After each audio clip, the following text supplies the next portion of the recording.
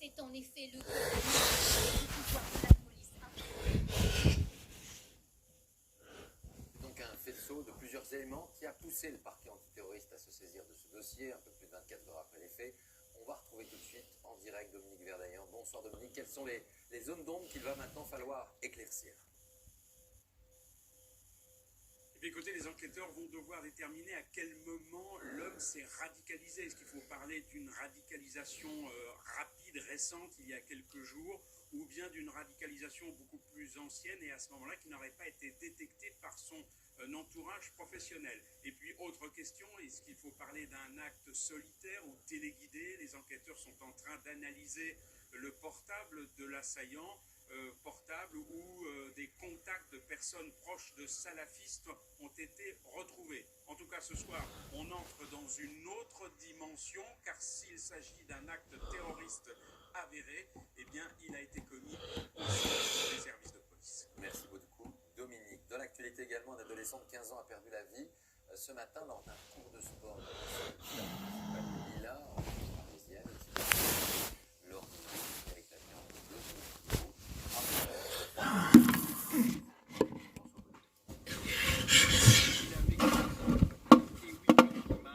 Ce lycéen français d'origine kurde est mort ce matin au Lila. Il a été poignardé à plusieurs reprises dans le stade municipal. L'agression s'est déroulée vers 11 h sous les yeux de collégiens qui participaient à un cours de sport au cours d'une rixe entre bandes rivales. Vous avez une classe qui se rendait au sport du lycée Paul Robert, qui ont croisé une autre équipe du Pré Saint-Gervais. Il s'en est suivi une bagarre avec des échanges de coups de couteau. Selon les premières informations, Kewi Wilkimaz serait mort en tentant de s'interposer entre les jeunes qui se battaient. L'arme, un couteau, a été abandonné dans ce buisson par les deux agresseurs présumés. Au Lila, les parents d'élèves sont sous le choc. Mon enfant, il vient tout seul au collège. Alors là, je reste tout le temps inquiétée pour mon enfant. Est-ce qu'il va y arriver quelque chose? Mais pourquoi cette agression? Pourquoi cette violence? Moi, je suis atterrée. Ce soir, 3 collégiens de 14 et 15 ans sont en garde à vue. Parmi eux, les 2 auteurs présumés des coups de couteau mortels. Que s'est-il passé à Morbier, dans le Jura? Une quinzaine d'élèves d'un collège qui participaient à un cross ont souffert de malaise, de douleur et de convulsions à l'issue de leur course. Alors, quelle est l'origine de cette intoxication volontaire ou accidentelle? Les premières analyses n'ont pas apporté de réponse, d'autres sont toujours en cours. Olivier Martin avec Philippe Évêque. Encore marqués, la plupart des élèves rencontrés aux abords du collège ont participé à la course hier. Lors de la dernière épreuve sportive, certains ont vu leurs camarades brutalement pris de malaise et de convulsions. Quand on était passé, il y a des filles qui ont commencé à tomber. Moi, j'ai vu une fille, elle s'est écroulée par terre. Elle avait les yeux qui brillaient comme ça, elle bougeait dans tous les sens. Les filles, elles ont commencé à avoir mal à la tête. Quand ils sortaient du cross, ils ont bu l'eau et du poisson et tout de suite après, À l'issue de la course, 5 collégiennes ont été hospitalisées. Seule l'une d'entre elles l'est encore aujourd'hui. Son pronostic vital n'est plus engagé comme il l'a été hier. Elle a repris conscience ce matin. Les enquêteurs n'ont pas déterminé l'origine de l'intoxication. Un stand de ravitaillement était installé près du stade, avec des viennoiseries, de l'eau servie en pichet et du sirop à diluer. Des analyses toxicologiques sur ces produits sont en cours et les 4 collégiennes sorties de l'hôpital ont pu être auditionnées. Pour celles qui sont entendues, on a effectivement un point commun, c'est la consommation de l'eau qui était mise à leur disposition, mais ça fait un point commun faible. Les autorités sanitaires n'ont détecté aucune anomalie sur le réseau d'eau potable, mais elles n'ont pas eu accès aux pichets d'eau qui ont été saisis et sont en cours d'analyse. Les résultats seront connus la semaine prochaine. D'ici là, le parquet observe la plus grande prudence et ne garde aucune piste, y compris celle d'un acte volontaire. Plusieurs plaintes ont été déposées contre l'usine Lubrizol pour mise en danger d'autrui. 10 jours après les faits, une centaine de maires et des députés réclament désormais la reconnaissance de l'état de catastrophe technologique. Mais le cadre juridique ne semble pas s'appliquer à ce violent incendie. La question qui apparaît de plus en plus est celle de l'indemnisation, des préjudices concrets, visibles pour les éleveurs et agriculteurs, des préjudices plus abstraits pour d'autres pour le moment. Anthony Joly, Carole Guillon, Mathieu Régnier. C'est l'un des grands centres commerciaux de Rouen. 80 boutiques qui viennent de passer une semaine catastrophique. Une baisse de fréquentation de 80% le jour de l'incendie, de 30% les jours suivants. Ça a été la journée aujourd'hui? Correct, c'était correct. Ce gérant d'une boutique de vêtements commence tout juste à sortir la tête. Compliqué. En termes de trafic, il était quasiment inexistant.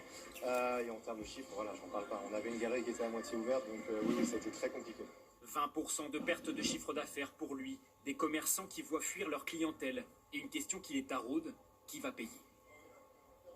Les commerçants, aujourd'hui, sont un peu oubliés de cette histoire et on n'a pas de possibilité de faire de recours tant que ce n'est pas déclaré en catastrophe technologique pour que les assurances puissent nous aider, nous couvrir. L'état de catastrophe technologique, c'est ce que réclament beaucoup d'élus locaux. Il a été inscrit dans la loi après l'accident d'AZF il y a 18 ans, mais n'a jusqu'alors jamais été déclenché, car ces conditions sont très restrictives. Il faut que d'importants dommages immobiliers soient constatés et au moins 500 logements rendus inhabitables. Or, à Rouen, aucune habitation n'a été évacuée. Cet éleveur, lui, doit jeter dans sa fosse à purin la traite du matin, comme il le fait depuis une semaine. 15 000 € de pertes. Il sait qu'il sera indemnisé, comme s'y est engagé le ministre de l'Agriculture. Mais ça n'atténue pas son amertume. Sincèrement, quand on voit tout ça couler, on l'a là. Parce que nos vaches produisent, on aime bien nos vaches, et puis ben, ça s'en va à l'égout. Même qu'on soit indemnisé, ça fait quand même mal au cœur. Des premières avances de trésorerie pourraient être versées la semaine prochaine, grâce à un fonds alimenté en partie par les cotisations des agriculteurs. Au moins 1800 ont été touchés par l'incendie. Et on apprend ce soir la nomination d'un expert spécialiste en chimie et produits industriels pour procéder à, je cite, un constat des conséquences environnementales de cet incendie. Une nomination qui était réclamée par plusieurs associations. Une double actualité autour de la reconnaissance de la filiation des enfants nés de GPA à l'étranger. Avec d'abord un amendement voté contre toute attente hier à l'Assemblée et qui suscite bien des remous. Il vise à simplifier la retranscription en droit français. À cela, il faut ajouter une décision attendue de la Cour de cassation qui va aujourd'hui dans le même sens. Mais attention, tout cela ne semble pas du tout définitif. Décryptage, Simon Écotier. C'est une victoire en famille. 19 ans de procédure judiciaire, enfin la filiation entre Dominique et Sylvie Menson et leurs 2 filles nées par GPA, c'est-à-dire par mère porteuse, aux États-Unis, est reconnue. Maintenant, nos enfants ne sont plus des fantômes, ce sont nos enfants légalement parlant. Et ça, c'est vraiment une grande satisfaction. On peut respirer, on va pouvoir passer à autre chose. Il n'y a plus cette épée de Damoclès au-dessus de nous. Pour les 2 jumelles, Valentina et Fiorella, 18 ans, cette décision est aussi lourde de sens. Ma vie, elle va pas changer, c'est sûr. Après, c'est symbolique dans le sens où c'est enfin marqué sur le papier qu'on a des parents et que ce sont nos parents. Et du coup, c'est un moment pour nous. Concrètement, la Cour de cassation a autorisé la transcription en français des actes de naissance américains des jumelles, sur lesquels les époux Menson sont bien les seuls parents désignés. Un cas exceptionnel donc, car en France, le seul moyen de faire reconnaître la filiation d'un enfant né par GPA est de l'adopter. La Cour de cassation a réaffirmé ce principe. Qui est pour? Mais la nuit dernière, des députés ont tenté de faire évoluer cette législation en votant un texte faisant de la transcription de l'acte de naissance la norme dans ce genre de situation, et ce contre l'avis du gouvernement. Il est adopté. Un vote qui scandalise certains élus les républicains opposés à la GPA. Ça revient à dire, si vous voulez la pratiquer, il n'y a plus de souci, elle a été légalisée, vous allez à l'étranger, c'est fait. Vous savez pertinemment qu'avec cet amendement, c'est de l'open bar pour de la GPA dans les années à venir. Immédiatement, le gouvernement a demandé un nouveau vote dans les prochains jours pour faire supprimer cet amendement. Je suis bien entendu en total. Hier à Rodez sur la question des retraites, aujourd'hui avec le monde agricole. Le président de la République se retrouve à nouveau en première ligne avec un dialogue direct avec les Français. Il a entendu à plusieurs reprises aujourd'hui un seul et même cri d'alarme du côté des éleveurs et des producteurs. Il faut nous aider. Comment analyser ce déplacement? Reportage Valérie Astruc, Guillaume Darret, Julien Ababsa. Emmanuel Macron sur tous les fronts. En 24 heures, le président s'est exprimé devant les élus à Clermont-Ferrand, a rencontré des éleveurs en Auvergne et a débattu sur les retraites à Rodez. J'assumerai tout ce qu'on fait devant vous. Et donc, quand il y a des décisions difficiles à prendre, je l'ai toujours fait, je les assume. L'hyper-président est de retour. Et pourtant, après la crise des Gilets jaunes, il avait promis du recul et de la discrétion. Mais je veux qu'on puisse changer plus fortement de méthode. La nouvelle manière aussi que je vais avoir de bâtir les décisions, me déplacer. Si Emmanuel Macron renoue avec son activisme, c'est parce qu'il pense que c'est lui et lui seul qui doit rendre des comptes aux Français. Les Français voient Emmanuel Macron et ils ne voient quasiment que lui. C'est-à-dire que les ministres ne sont pas très clairement identifiés. Le Premier ministre donne le sentiment d'être au service du président de la République. On est face à un pays qui, malgré tout, même si on aspire à la démocratie, même si on aspire à la participation, attend un pouvoir politique central fort. De fait, en Auvergne, c'est bien vers le président que les éleveurs se tournent. Aidez-nous parce qu'on est vraiment difficultés. Là, on va aider sur la sécheresse. Oui, Vous voulez signer les accords, importer de la viande du Canada. Tous les gens, parfois, y compris ceux qui m'ont parfois un peu secoué, engueulé, ils auraient dit il ne me respecte pas parce qu'il n'est pas venu. Donc le contact, la présence, c'est parfois aussi une marque de considération et ça suppose que le président, en effet, s'engage un peu. Emmanuel Macron fait quand même des efforts. Il laisse plus de place aux corps intermédiaires et désormais finit les petites phrases. Il est en train d'essayer de trouver le niveau. Pas trop jupitérien, mais pas non plus totalement transparent. D'où le fait qu'il recommence à être omniprésent, mais il essaye de gommer un certain nombre d'aspérités, comme les remarques désobligeantes qui le montrent arrogant. Mais son tempérament reprend toujours le dessus. Bientôt, il devrait se rendre à Rouen alors que la polémique fait rage après l'incendie. Emmanuel Macron s'occupe de tout et se retrouve comme avant, en première ligne, avec tous les risques que cela implique.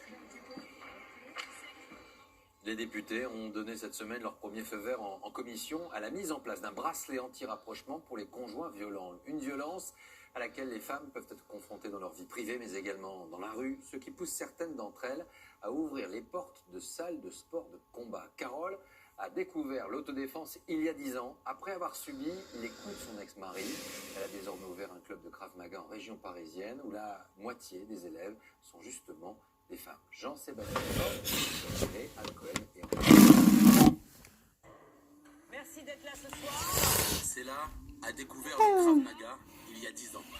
Elle voulait relever la tête. Allez, 2 par 2. Elle voulait retrouver confiance après plusieurs années de violence conjugale. Alors, ce qui est intéressant, vous êtes bien, vous tapez à la ceinture, super. Mais ce que je vois, c'est ça. Moi, ce que je voudrais, c'est que ça vienne vraiment au bon endroit et piquer là où vous savez que ça fait vraiment mal. C'est celui qui nous sauve la vie, tu vois. Elle est aujourd'hui ceinture noire et enseignante. C'est beau, Dans sa là. salle de sport, elle a vu arriver de plus en plus de femmes. Alors, ça va? J'avais envie de savoir me défendre. T'avais envie de savoir te défendre, pourquoi? Parce qu'il t'est arrivé des trucs. C'est un effort. Hein. Ah, j'ai envie de savoir, j'ai envie d'avoir confiance en moi et de me dire que si un jour tu ne veux pas le laisser, je ferai une parade ou quelque chose pour pouvoir me défendre. Et bravo à vous. Cet art de